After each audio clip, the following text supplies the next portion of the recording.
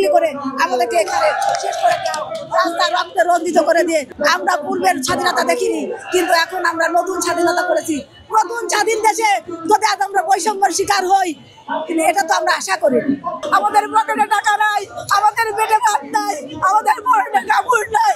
আমরা প্রতি মাসে প্রতি বছর যদি প্রতিদিন টাকায় আসতে লাগে, আমরা কিভাবে আসবো?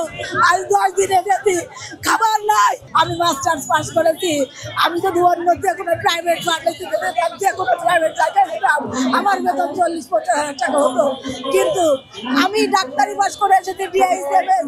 আজ থেকে 20 বছর আগে যদি এমতেদাই দিকে তাকায় আমি সব বিসর্জন দিয়েছি। এখানে আসলে আমি নীতি নৈতিকতা শিক্ষা দিতে পারবো বাচ্চাদের, আমি ধর্মীয়ভাবে চলতে পারবো।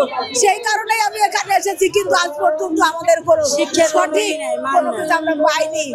এই জন্য আমি আপনাদেরকে বলবো, অনুরোধ করবো, আমাদের 28শে জানুয়ারির যে প্রোগ্রাম হচ্ছে, সেই ঘোষণার প্রোগ্রাম জারি করলে আমরা এখান থেকে চলে যাবো, নতুবা আমাদেরকে গুলি করে আমাদেরকে এখানে শেষ করে দেওয়া, রাস্তা রক্তে রঞ্জিত করে দিয়ে আমরা পূর্বের স্বাধীনতা দেখিনি, কিন্তু এখন আমরা নতুন স্বাধীনতা করেছি। নতুন স্বাধীন দেশে যদি আজ আমরা বৈষম্যের শিকার হই, এটা তো আমরা আশা করি।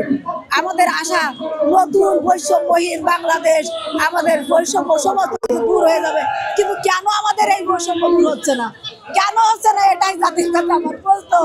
আমার একটাই কষ্ট, আমি একটা দায়িত্বে আছি, আমার সব হারিয়েছি, আমার বাবা হারিয়েছি, আমার সন্তান, আমার বুকের সন্তান হারিয়েছি।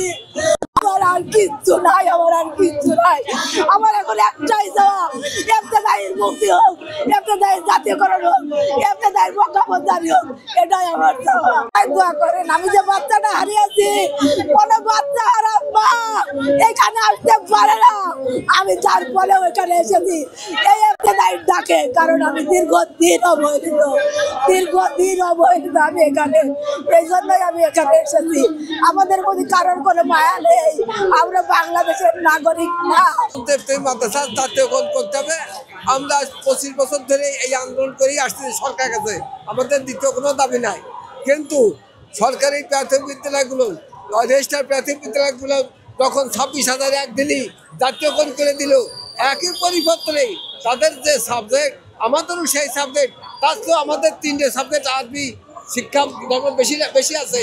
অতএব আমরা একইভাবে সকাল 10টা থেকে 4টে পর্যন্ত আমরা ক্লাস করছি, ছাত্রদের লেখাপড়া শিখাচ্ছি। প্রাইমারি স্কুলটাও ঠিক সেই একই হারে, তারা 40-50 হাজার বেতন পায়, আর আমরা একটি পয়সাও বেতন পাই না, আমাকে দেয় না। কিন্তু আজকে 41 বছর ধরে আমি আজকে 1984 সালে এতটাই মাদ্রাসায় শিক্ষক হিসেবে যোগদান করে আছি, কিন্তু আজ বেতন কাল বেতন এই করতে করতে আজকে 41 বছর কেটে গেল, কোনো বেতন হলো না। তাই এখন তবুও এই বেতন আশাই করে আমি রিটায়ার্ডে চলে গেছি, তবুও আমি মাস্টারদের বেতনের জন্য আমার একটা মাদ্রাসা করেছি, সেখানেও ভাই বোনরা মাস্টারি করতেছে, তাদের বেতনের জন্য আমি ঢাকায় এসে এই আন্দোলন শরিক হই।